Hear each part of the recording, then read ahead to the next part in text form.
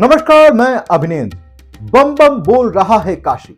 अद्भुत, अतुलनीय, अविश्वसनीय तस्वीरें। जी हां, बात वाराणसी की है। वो वाराणसी जिसे काशी कहते हैं, शिव की नगरी काशी, जहां प्रधानमंत्री के अद्भुत प्यार को देखकर लोग गदगद हो गए हैं। 8 सालों में काशी की तस्वीरें ऐसे बदली हैं जैसे भगवान शंकर का किसी ने श्रृंगार किया हो। शिव की नगरी के काशी के सांसद और देश के प्रधानमंत्री नरेंद्र मोदी ने काशी की तस्वीर बदल दी और अब सनातन संस्कृति के 2 पौराणिक केंद्रों के मिलन के अद्भुत आयोजन काशी तमिल संगमम का शनिवार को शुभारंभ भी कर दिया। काशी और तमिल के अटूट रिश्ते से हर काशीवासी वाकिफ है। बीएचयू के एम्फी थिएटर मैदान में आयोजित भव्य समारोह में पीएम ने तमिलनाडु के प्रमुख मठ मंदिर के अधिनम को सम्मानित किया। साथ ही तमिल प्रतिनिधि मंडल में आए छात्रों से संवाद भी किया। इस दौरान तमिल भाषा में लिखी गई धार्मिक पुस्तक तिरुकुरल और काशी तमिल संस्कृति पर लिखी गई किताबों का प्रधानमंत्री के हाथों विमोचन भी हुआ। काशी से तमिलनाडु के पुराने संबंध को मजबूत करने के लिए शिक्षा मंत्रालय की ओर से आयोजित काशी तमिल संगमम का शुभारंभ करने के लिए प्रधानमंत्री नरेंद्र मोदी दोपहर में बाबतपुर एयरपोर्ट पहुंचे। यहां से हेलीकॉप्टर से बीएचयू हेलीपैड तक गए। समारोह में प्रधानमंत्री ने काशी से तमिलनाडु के अटूट रिश्तों पर आयोजित प्रदर्शनी व मेले का भी शुभारंभ किया।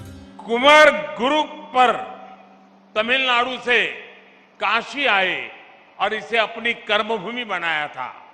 धर्मापुरम आधीनम के स्वामी कुमार गुरु पर ने यहाँ केदार घाट पर केदारेश्वर मंदिर का निर्माण कराया था। बाद में उनके शिष्यों ने तंजावुर जिले में कावेरी नदी के किनारे काशी विश्वनाथ मंदिर की स्थापना की थी। प्रधानमंत्री के आगमन पर मीडिया ने काशी के अकल्पनीय विकास को रच रच के दिखाया और वास्तविक विकास तो जनता की आंखों में चमक ही रहा था। काश की मैटनी शो वाली मीडिया का कैमरा काशी की उन गलियों में जाता जहां नाले का पानी बजबजा रहा है। आशापुर में ओवरब्रिज तो बन गया, लेकिन उस ब्रिज का मानक और जल निकासी की समस्या वहां रहने वाले लोगों के लिए तकलीफदायक तो जरूर है, लेकिन जब धर्म की रक्षा की बात आती है तो उस दर्द की बलि चढ़ाने को वो तैयार है। जब वही रास्ता लहुरी काशी की ओर आता है, यानी गाजीपुर की ओर, तो एक 4 लेन मिलता है। हाईवे तो है, लेकिन रोड लाइट कहीं कहीं लगी हुई है। काफी जगहों पर अंधेरा है। जब हम गाजीपुर आते हैं, यानी लहुरी काशी, तो लगता है कि ये कोई शहर नहीं, कोई कस्बा है। शहर की अनुभूति तो कहीं से नहीं होती। महाराजगंज से लंका आने तक ये महसूस हो जाता है कि सड़कें चौड़ी हो सकती थी, डिवाइडर और सुंदरीकरण का कार्य भी हो सकता था, लेकिन किसी को इसमें रुचि नहीं है। खबर आई कि गाजीपुर के शहर के महिला डिग्री कॉलेज वाले रोड पर डिवाइडर और सुंदरीकरण का कार्य होने वाला था। शुरू भी हुआ, लेकिन रोक दिया गया। शहर की तमाम सड़कें और गलियां एक तरफ जहां सीवरेज पाइपलाइन खुदाई के चलते गड्ढों में तब्दील हो चुकी थी, तो वहीं जिम्मेदार विभाग द्वारा सड़कों की मरम्मत में लापरवाही से शहर वासियों का गुस्सा दिन प्रतिदिन बढ़ता जा रहा है। इतना ही नहीं, अब तो अच्छी खासी पिच रोड के बीच खुदाई किए जाने से लोगों का आक्रोश और दुगना हो चुका है। लोग सड़क के बीच हुई इस खुदाई की वजह नहीं समझ पा रहे हैं। वहीं कार्यदायी संस्था खुदाई कर लापता हो चुकी है।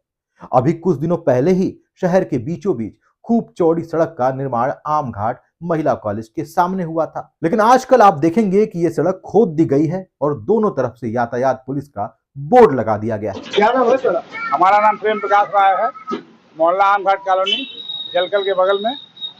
प्रेम जी, आप यहाँ के स्थानीय निवासी हैं, क्या समस्या है आपको? समस्या ये रोड है, आप देख रहे हैं, आज ये 15 दिन से खुदाई करके छोड़ दिया गया है।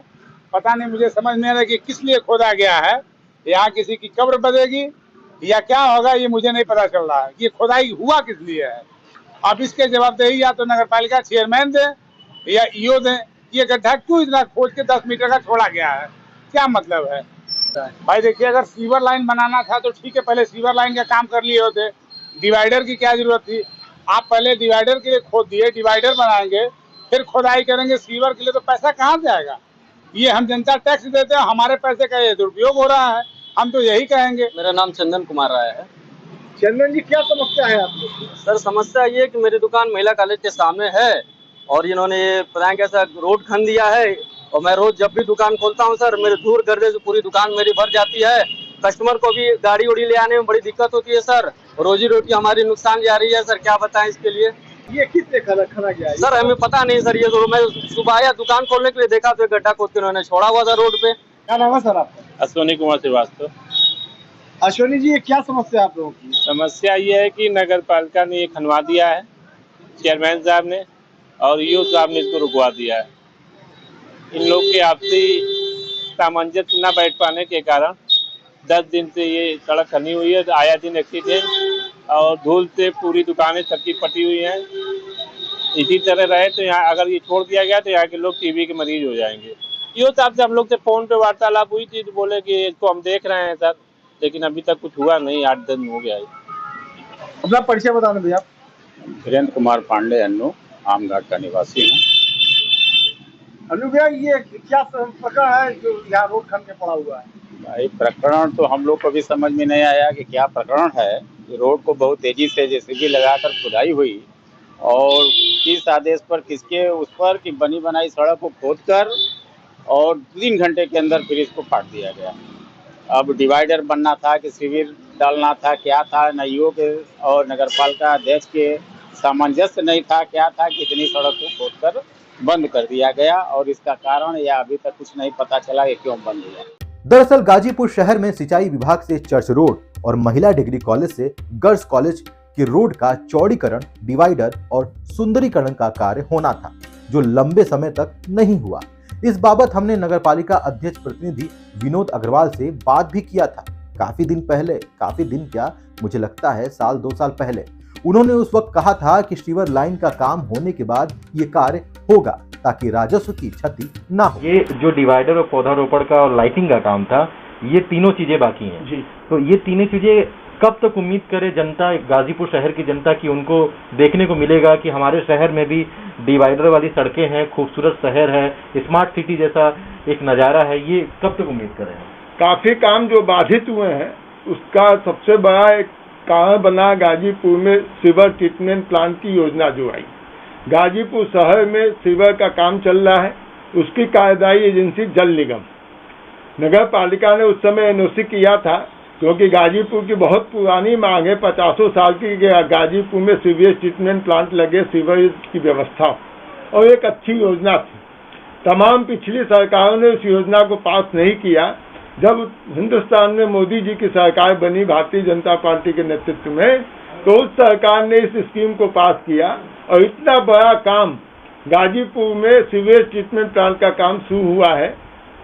उसकी कार्यदायी एजेंसी जल निगम उस काम को करा रही है। उसके नाते हमारे तमाम काम अवरोध बने हुए हैं। हम अभी कोई काम सड़क बनाते हैं, दूसरे दिन रात को वो जेसीबी लगा के तोड़ देते हैं। अब कोई एक नया काम बनाते, कोई नया काम हम बना दिए, उसका पेमेंट कर दिए या अभी पेमेंट बाकी है, बिल अभी बना नहीं है, तब तक वो अपने बिना पूछे हुए नगर पालिका से या सभासद की जानकारी में डाले बिना, चेयरमैन की जानकारी में डाले बिना वो रात को जेसीबी से खोद देते हैं। हमने उनको मना किया, कोई सड़क 2-4 महीना पहले बनी है, 2 दिन पहले बनी है, उसको बाद में बना दीजिएगा, लेकिन वो इस चीज को ध्यान नहीं देते हैं। उनके जो ठेकेदार होते हैं वो अपने हिसाब से काम करते हैं। तो बहुत से काम जो टेंडर निकले हुए हैं, आज उसमें अधिकांश काम इसी कारण से रुके हुए हैं कि वो फिर सीवर का काम करेंगे और उसके वजह से हमारी सड़कें फिर खराब होगी, तो अनावश्यक रूप से सरकारी धन का दुरुपयोग होगा। इसलिए हम लोग प्रयास कर रहे हैं कि वो अपना काम कर ले ताकि हमारी सड़क जब बने तो वो ठीक हालत में 5-10 साल चले। मतलब आपका कहने का मतलब ये है कि आपकी मंशा ये है कि सरकारी धन का दुरुपयोग ना हो जी। एक बार सीवर ट्रीटमेंट का काम पूरा हो जाए तो सड़कें बेहतर बन जाए। बिल्कुल।